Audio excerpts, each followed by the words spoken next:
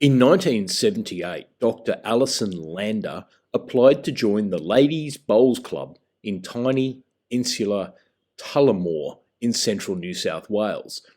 The committee of the Ladies' Bowls Club voted to reject her application.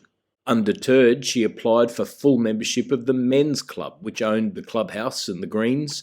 The Women's Club was formed much later and played on the greens by consent. The Men's Club accepted Dr. Lander's application. This enabled her to play social bowls. However, she wanted to play competition bowls. The Men's Club was part of a statewide association which registered men's players. The association refused to register Dr. Lander because membership was only open to men. So the women wouldn't let her join their club at all. The men would let her join their club, but they couldn't register her to play. She took action against the Bowls Club in the Equal Opportunity Tribunal in New South Wales and ended up before the full bench of the Supreme Court. The State Association was the one preventing her from bowling.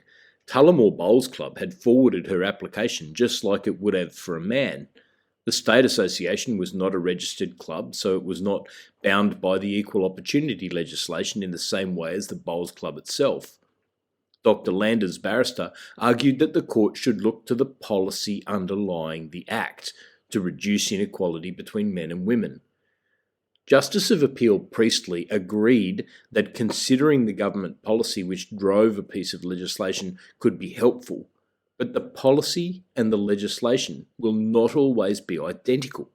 He said, "We are asked to construe the present Act upon the basis that the legislature has adopted the principle that inequalities between male and female are to be removed, and that the Act should therefore be construed so as to achieve that effect. Desirable that it be that the enjoyment of advantages be not determined by differences of sex, the legislature has, I think, seen it as impracticable or inappropriate that such a simple principle be adopted. At least, the Act does not disclose the intention to put that policy into effect."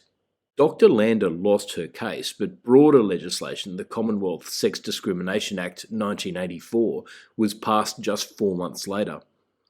From this case, we learn that policy can help to interpret statute, but it can't substitute for the words of the statute itself.